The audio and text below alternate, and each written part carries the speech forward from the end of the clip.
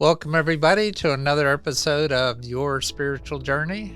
This is Dr. Bob, and this is the space and the place where we talk about things important to your soul. As always, I ask you to click the subscribe button, like us, maybe even leave a comment or two. It helps keep us on the air. So today's guest is somebody who's very well known around the Pittsburgh region. His name is Sven Hosford, and he's so well known because he founded Point of Light, a popular holistic and metaphysical magazine in Pittsburgh in 1994. Over the next 30 years, he interviewed hundreds of experts, researchers, authors, and thought leaders in spirituality, health, healing, consciousness, and science. He's now retired, and he's collecting the best of those interviews and topics to include in a book and Substack called Choose a Better Truth. He believes the first step in the spiritual journey is to decide, based on science and personal experience, exactly what you believe to be true. So I'm a little familiar with Point of Light magazine, having been around Pittsburgh for quite a few years. But I'd like to jump into this, but I've got a question, Sven, and that is, when you say you're retired, are you retired from the magazine and still working a job, or you're retired from a job and the magazine, or was the magazine your job? Well, all those are true, I guess. No, I am not working now other than to be writing the book. The magazine is done. I did a couple of other magazines along the way.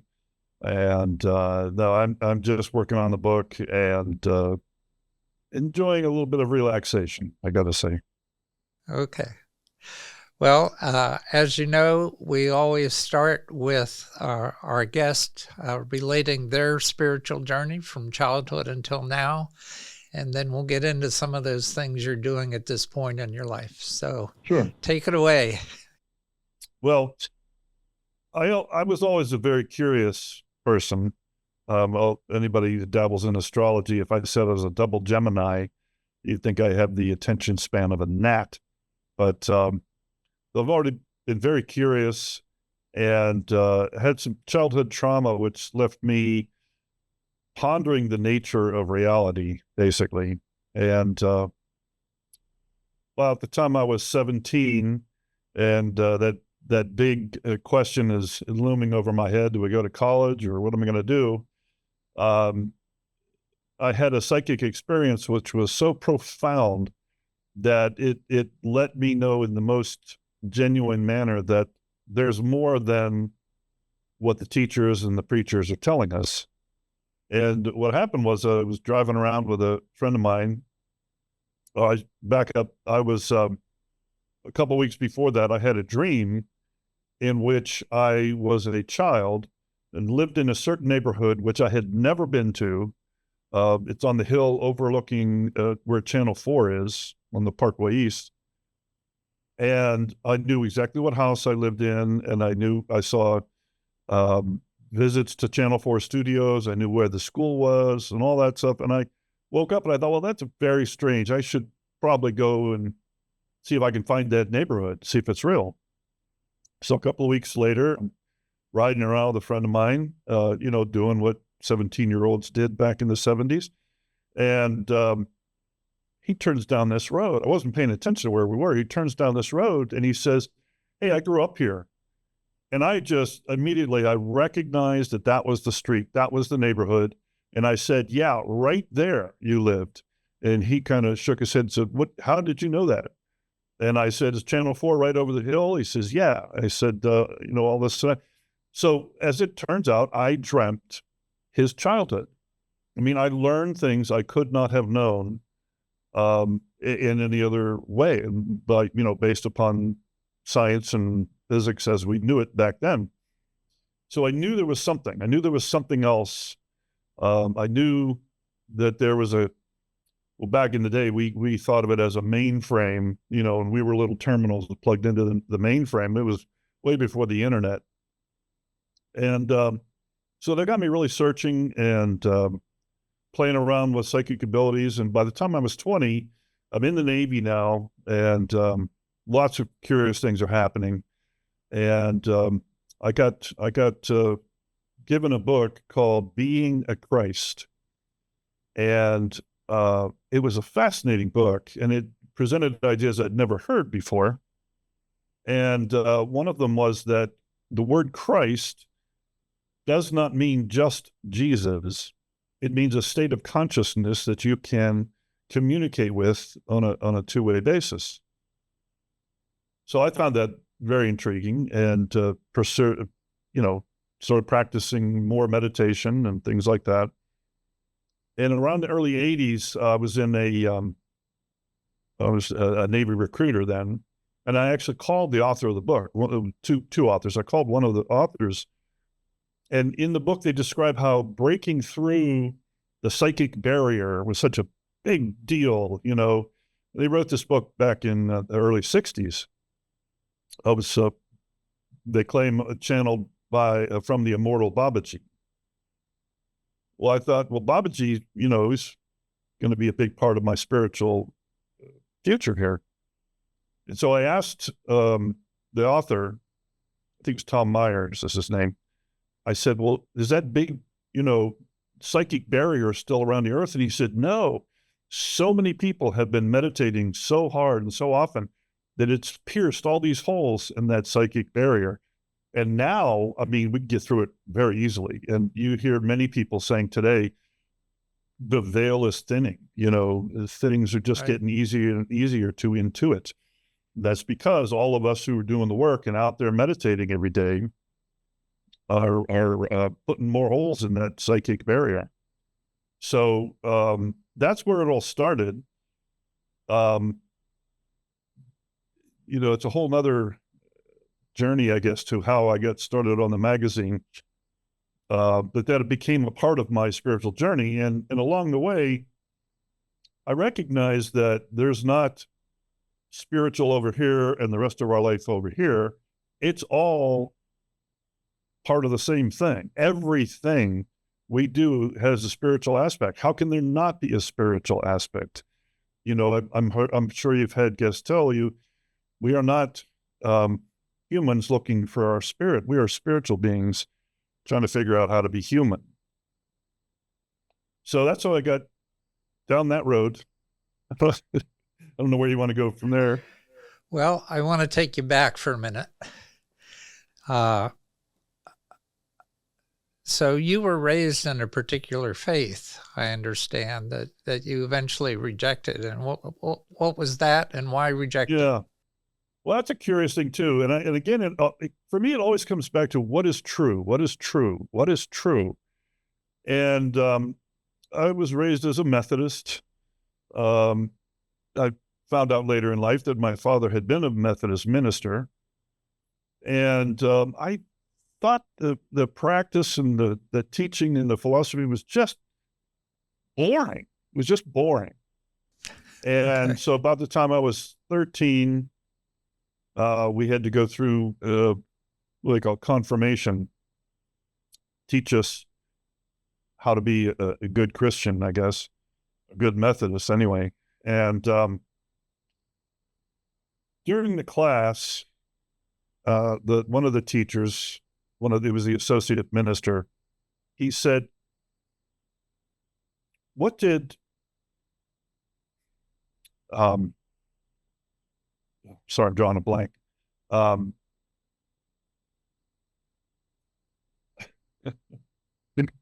The great King, Martin Luther King Jr., what did he mean when he said, "They cannot kill me, for I am already dead"? And he just let us ponder that for a while. Couldn't get it, nobody understood it. And then all of a sudden I had this spark, and I said, wait a minute. Is he saying that because he didn't devote his life to Jesus and instead devoted his life to helping people of color become real human beings in American society. The fact that he chose that as his, as his work, instead of I'm a follower of Jesus, and that, does that mean he doesn't get to heaven? And the minister just gave him one of those, hey, don't shoot me, I'm just a messenger kind of things, where they just go, and I just thought that was so disgusting. So not true at all. How can somebody do so many good things in their life and then not get to heaven because they didn't say the magic words? Jesus Christ is my savior and all that stuff.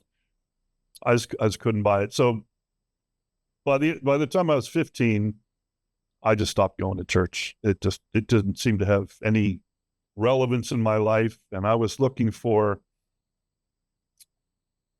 I didn't know it at the time really, but I was looking for, I didn't want to have faith. I wanted to have experience. I don't want to just have faith that there's the Lord or Jesus or anybody else out there. I want to have the true visceral experience of Spirit or Jesus or Mother Mary in my life. And I have to say, I've pretty much done that. I've had very powerful connections with all of the above. They're very real. I believe them, in them, love them. I just don't see what's being practiced as Christianity has anything to do with what Jesus taught. It's what's true. I come back to that question, what's true? Yeah. So I'm going to take you back again to your childhood because you made a comment. I understand that my father was a Methodist minister. So that sounds like you didn't know your father very well or for very long. That's the trauma. I learned this later, but he was a Methodist minister, good-looking guy, and he was quite the womanizer. And he became not a Methodist minister anymore when the bishop, I don't know what the proper term is, came to his house, and his wife walked him over to a neighbor's house where he was having some fun with a neighbor. So then he became not a Methodist minister, joined the YMCA, and worked a lot with teenagers who he liked to work with. By the time I was 7, he had left. He had left our family. And I found out later had run off with his secretary to live in the Virgin Islands. And my mother was not communicating with me. This is where I got this tell me what's true kind of passion, because I kept saying to her, tell me what's going on. Where's my dad? What's going on? And she would always just say, I don't know. She did know, but she didn't want to tell me. She thought she was protecting me from the truth. Uh-huh. And now I looked at it, I say, well, that's such a laughable concept. You can't protect people from the truth. The truth sets you free. The truth is what, it reveals, it enlightens. So, I learned a lot of things. This is part of the trauma. My dad had 2 boys, from his first marriage. I had no knowledge of them whatsoever. I was not told anything. Again, just keeping things from me somehow is going to protect me, make me a better person. Just made me angrier. And one day I had about 30 minutes notice. My mom says, well, we're getting a visitor tonight. His name is John Hosford, my dad's name. And I was like, what? Dad's coming? She says, no, it's his son. It's his firstborn son. Well, here, I thought I was the firstborn son, right? Yeah. And he came to visit us because he had lived with us when I was an infant, and then he ran off and joined the Army. So he was home between tours of Vietnam. So he was just a breath of fresh air. I tell you, he taught me all the things I didn't know about what my dad had done. And, rather than being angry about it, it was just like manna from heaven. The truth sets you free. And that's how I got onto this journey I'm on now, because I spent so many years learning the truth from so many different experts. And that truth was usually very different than the truth that most people like to believe. So that's really the core of the book. These are things that are what I call the dissonant truths. We live in a world of cognitive dissonance. And that dissonance is that feeling you get, that knowing that you have when somebody tells you something and you know it's not true, but you have to act like it's true. You have to, smile, and you know how we do it. So yeah, that was a lot of things I didn't know about my father until my half brother, who I didn't even know existed, showed up in my life. Became a big part of my life. It's serendipitous that following my discussion with you, I have an interview with someone who wrote a book called What Lies We Keep. And it's all about the need for the truth and what these falsehoods, what kinds of problems they get you into. Yeah. Even when you think you're doing it like your mother did to protect you, right. You're not really protecting somebody when you're not telling them the truth. It's and that was just her excuse. She wasn't, the truth was she just hated talking about it. She was, a very closed person. She was a New Englander, they could be pretty cold, distant. And she just didn't like talking about emotions at all. She didn't like having these conversations at all. So it's we know where you got your good looks from. Yeah. Thanks. Okay. So you're posting a lot of this book on Substack. Yeah. And I was not familiar with Substack until you mentioned it to me, and I did some research on it. So tell me how you got involved in Substack and what that's meant for you. I can't remember who turned me on to it, but boy, where did I learn about that? The brain fog is setting in pretty seriously here. I learned about it, I think, when I learned about what Matt Taibbi does or did. Matt Taibbi was a investigative journalist for Rolling Stone magazine, and he was very good at his job, well respected, worked there 20 years. And then I don't remember exactly why he left, but it was something about they didn't like a story he wrote, which he knew was factually correct. And so he went off and he joined Substack. And Substack is a platform where there's no editing of what's out there. You put out there what you put out there.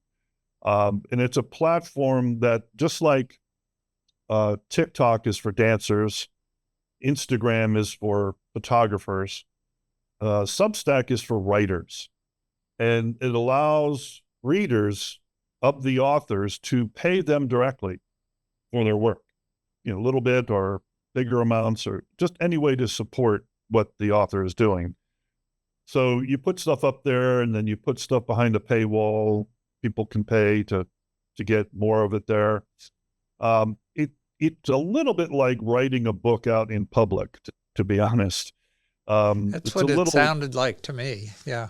It's a little nerve-wracking in a way. I'm not going to put all the stories up there. The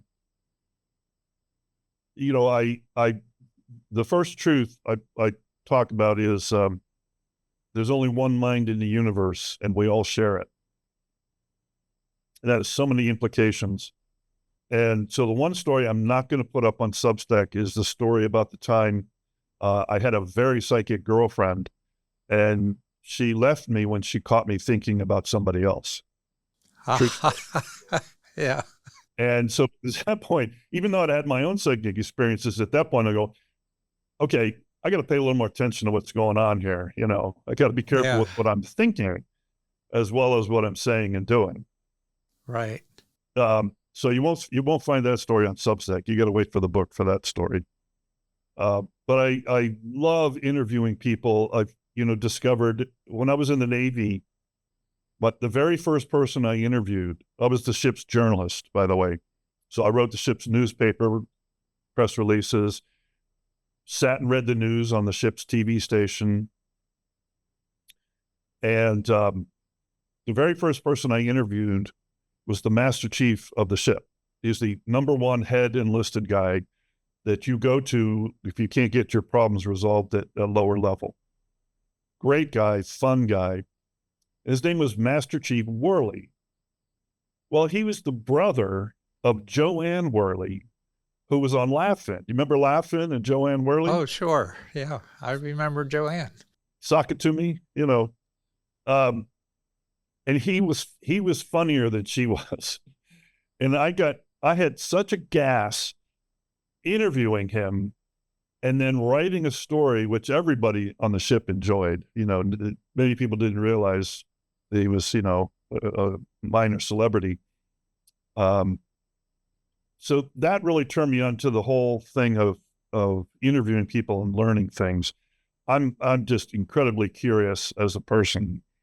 So having a job where I'm interviewing all these people about deep subjects and the meaning of life and, the meaning of how does consciousness work, and I love that. It was just great. It's very fulfilling.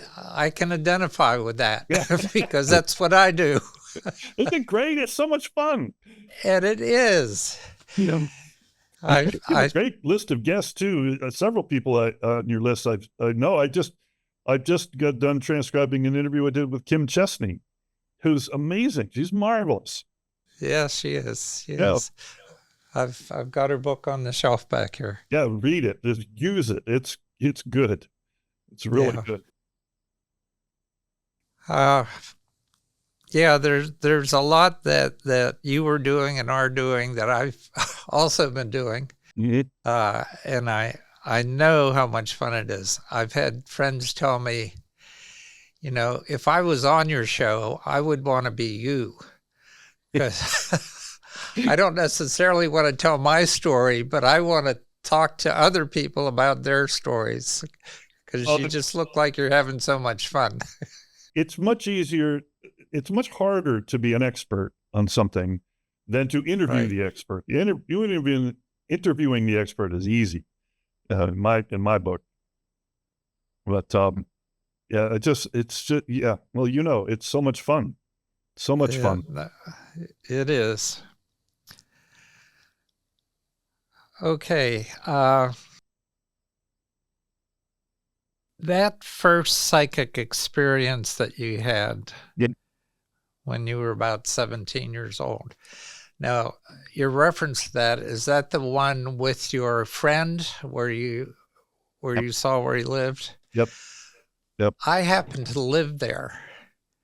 You happen to live there? Overlooking Channel 4. No, you don't. So I could picture the community that you're talking about. I don't know if it's the exact house he lived in, but I live in that area. That's wild. That is wild. Yeah. Yeah, so I could picture that perfectly. So I'm curious about Substack because I'm putting together a book, not only based on the interviews that I've done, but also on some things that I've written. And I didn't know about Substack, so I just posted them on Facebook over the years. Yeah. So I have a whole series of spiritually philosophical things that I've posted there.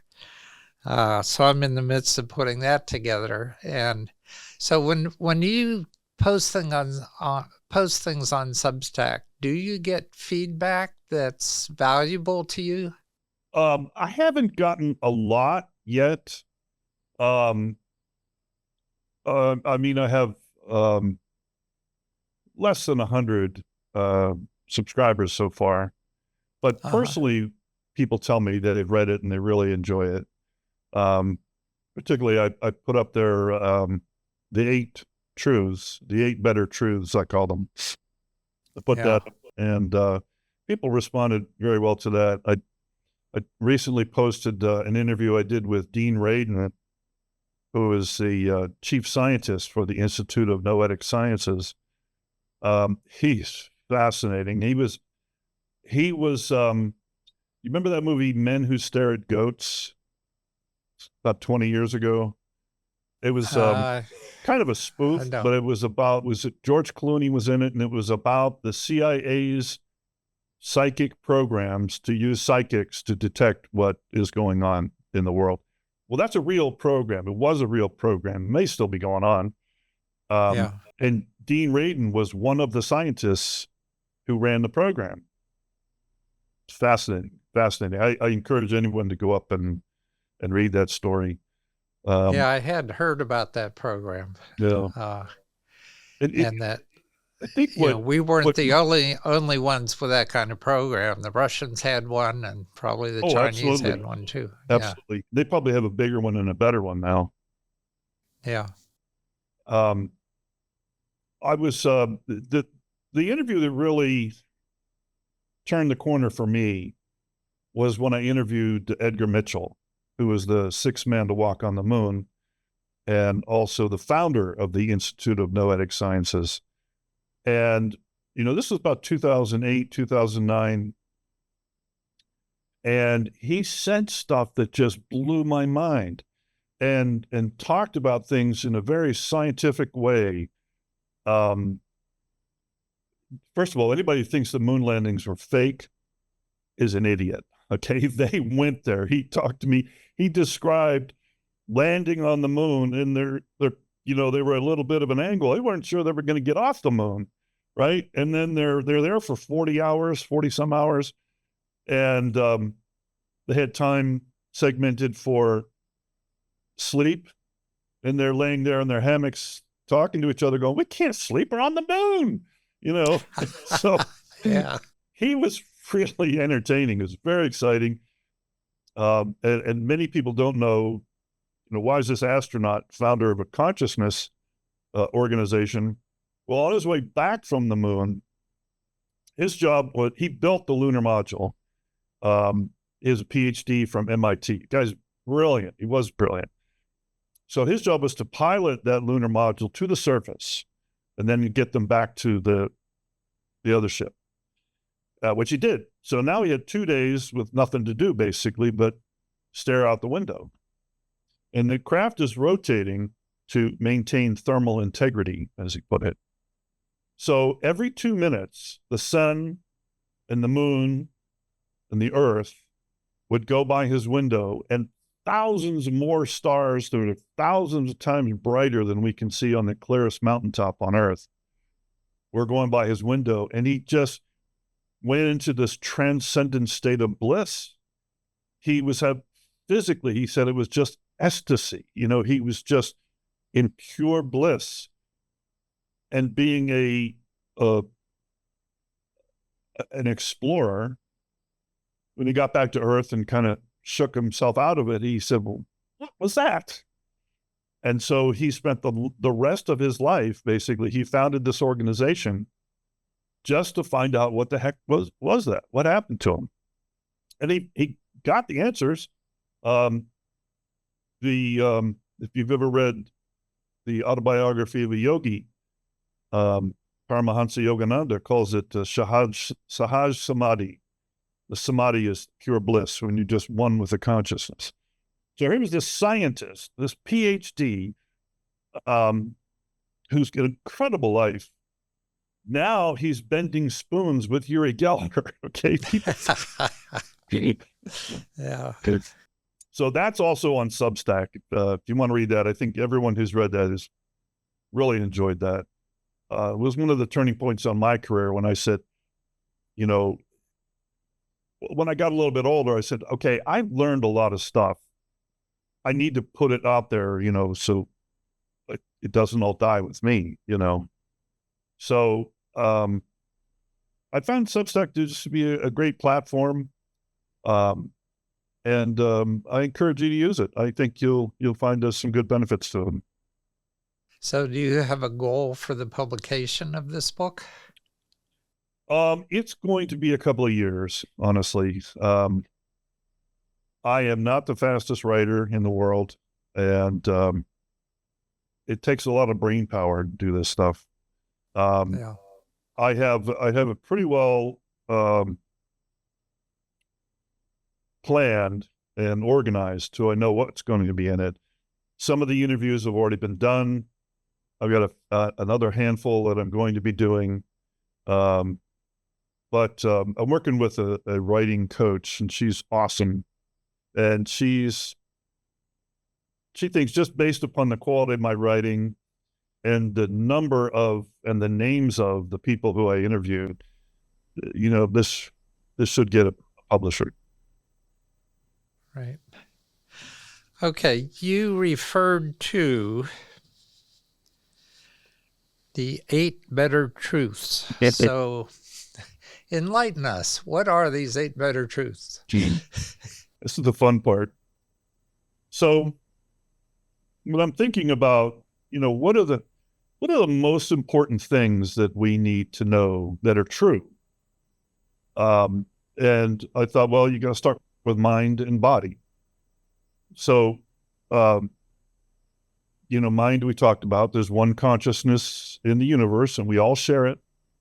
We all have a piece of it, which is, that's a whole 2-3 hour conversation right there.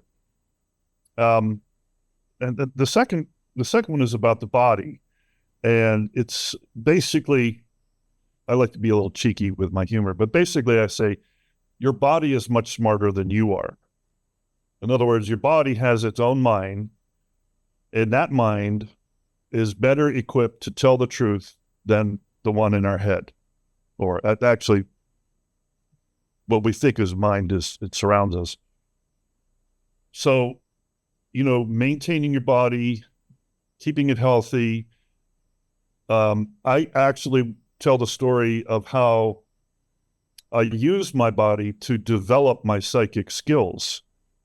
And this is just, it's so mind-blowing. I still do this. When I lose something's lost. Okay, where did I put it? And I stop thinking and I start walking and I allow my body to guide itself to where it needs to go. And back when I was around 20, I was doing this all the time, and I would stop walking and I would look down, and whatever I was looking for was between my feet. I'm talking about out in the big meadow. There it is right there between my feet. This happened over and over again. Sometimes it was a buddy. I'm like, oh, where's my buddy? He said, we're going to meet here at Balboa Park in San Diego. There's 100,000 people here, and I just said, well, let's park over here. So we turn the corner and there's my buddy's bar. So I knew he's close. Then I was like looking around. I said, well, let's just go this way and walk over there and look down, and there he is, So you can use your body, use the intelligence of your body to discover the truth and help discover your intuition.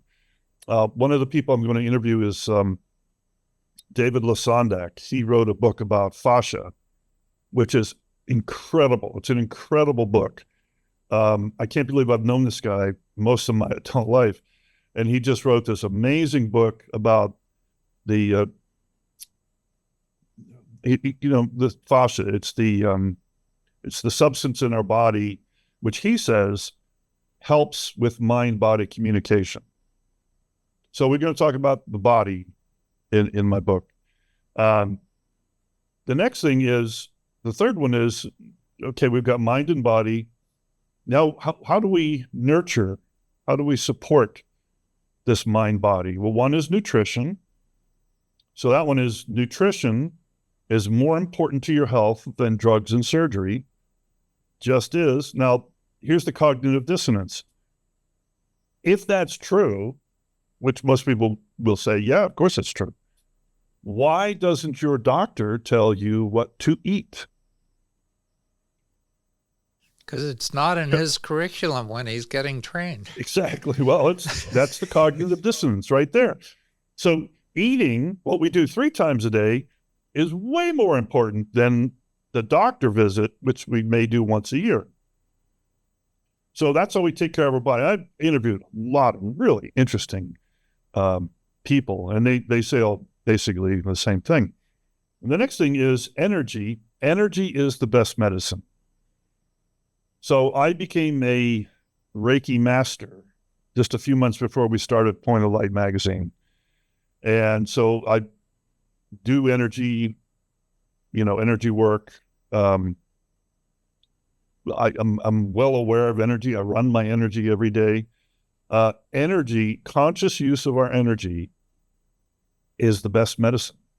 We can pray over people and they heal. We can do energy to people and they heal. And I learned this again, I was in my early 30s and I played a lot of volleyball. Well, my right knee was so banged up from playing volleyball, I could barely walk. I could hardly climb steps. I'm broke, I'm unemployed. Oh, man, I can't go to a doctor. So I see this flyer for a Reiki demonstration. I go and I meet Karen Mellon, and she and her assistant put their hands on me for 10 minutes. And in 10 minutes, I stood up and all the pain in my knee was gone. I'm talking this thing was crunching when I walked, okay? I should have had surgery. Any doctor would have said, you need surgery. Completely pain-free and has been for 30 plus years. So energy medicine, very few side effects. Everybody can do it, is maybe a much better way to start treating ourselves than let's rush out and grab, some pharmaceuticals. Yeah, I feel like lucky you. I became a Reiki master at age 75. Oh, nice. It took me a while to figure this out.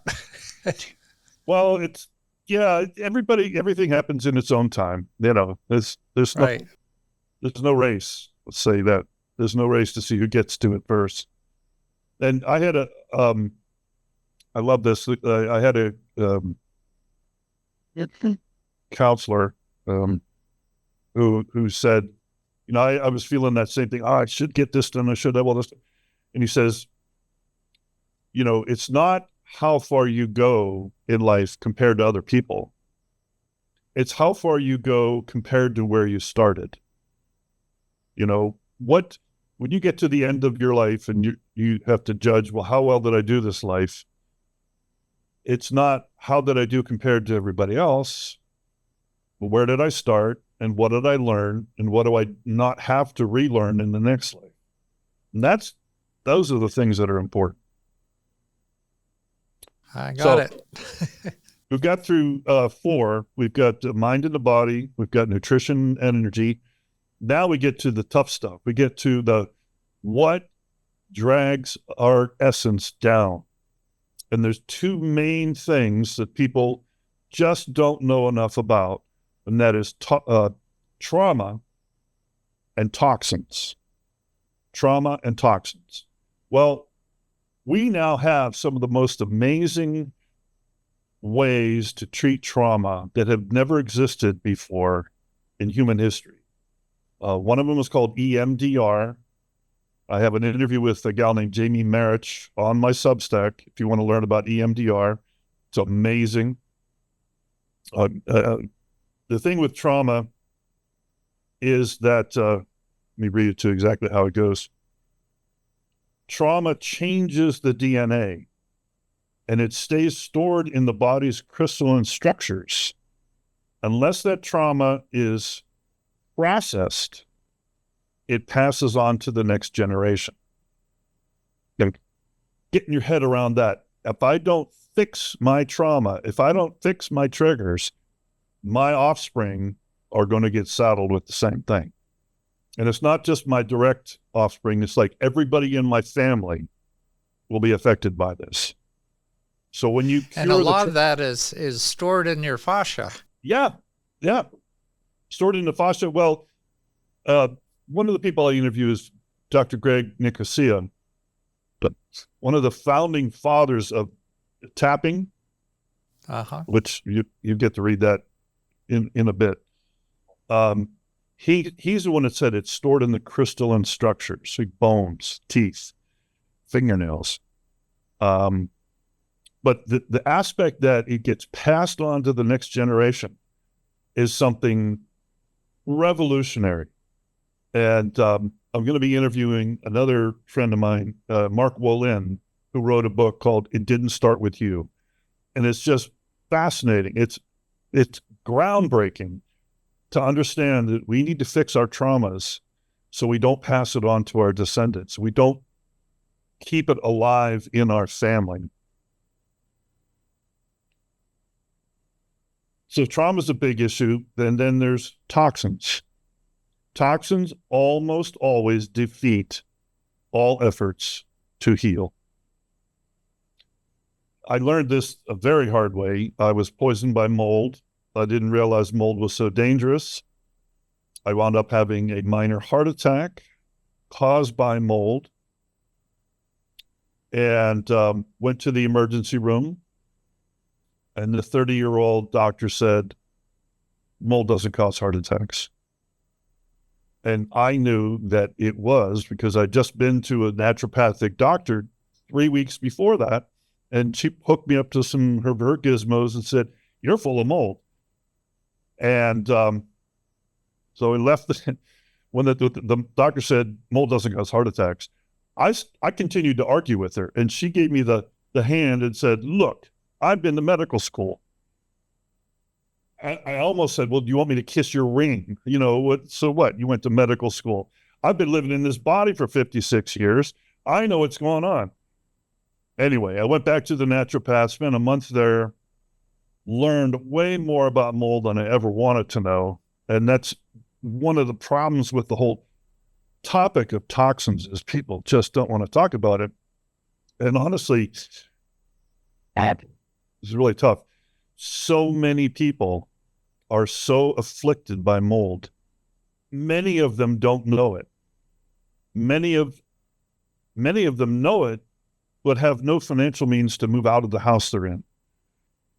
Sometimes you move out of the house, but you take all your moldy stuff with you, and you still are suffering from mold in your new location. So, well, how do I get out of this? So, I mean, it's just on and on and on, the things you have to learn. But I will say that a infrared sauna is your friend if you are suffering from any kind of toxins.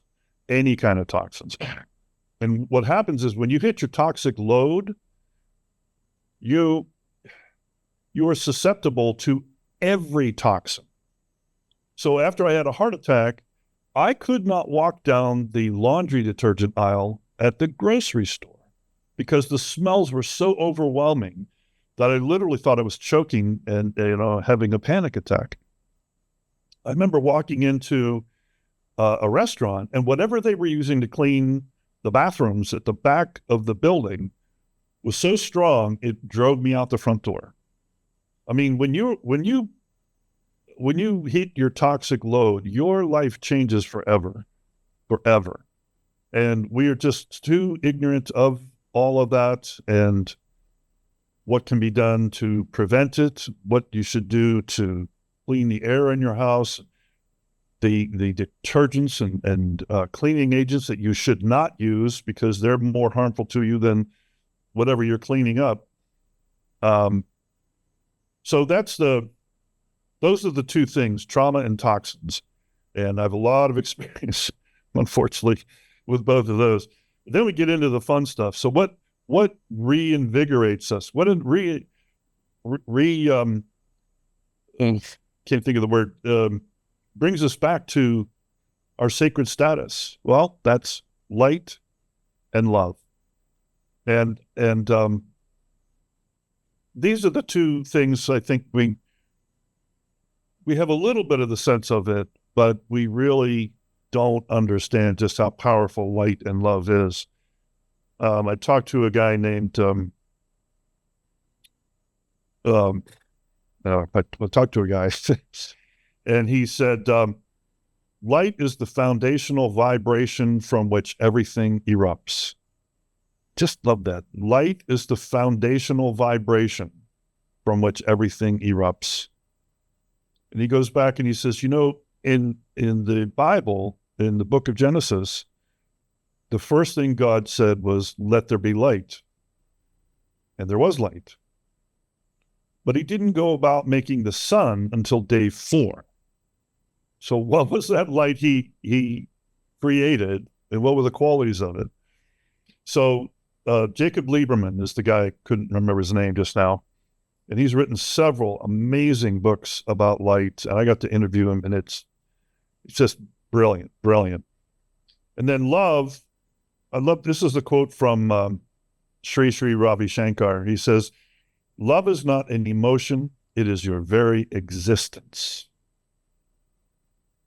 And Edgar Mitchell said something about love too. He said, unconditional love is the organizing principle of the universe. That's what he felt when he was out in space and he had that transcendent experience.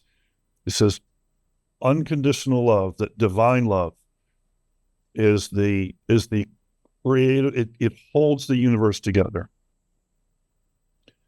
And so those, I think, are the most important things. Love is not just an emotion. Light, we need light, it's physical light as well as being the light for people, and let other people be the light for you. Dean Radin, the chief scientist, said, it wasn't till just recently they figured out that people, all bodies, not just mammals, but all beings emit photons, the smallest particle of light. And it travels faster than the speed of light. But let me check that. It doesn't travel that fast. If you have 2 entangled photons and they're spinning, they will actually spin in opposite directions. But if you change the spin on one photon and the other photon is on the other side of the world, you change this one, the other one changes instantly.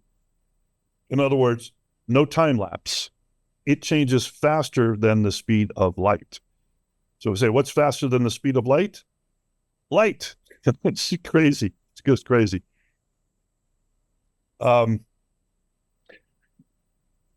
it's that quantum entanglement. Yeah, exactly. Quantum entanglement.